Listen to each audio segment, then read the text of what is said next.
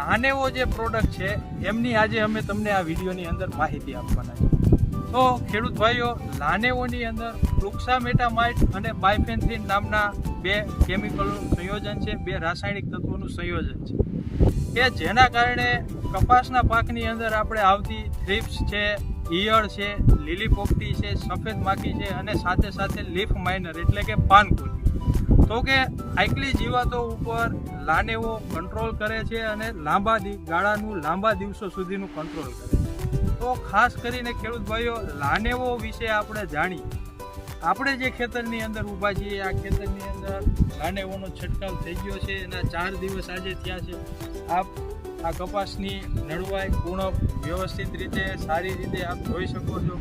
કોઈ પણ પ્રકારનો એવો બધો હેવી એટેક નથી. જ્યારે આપણે આપણા વિસ્તારની અંદર જોઈ જ રહ્યા છીએ અત્યારે થ્રિપ્સના કેવા ભયંકર પીરિયડ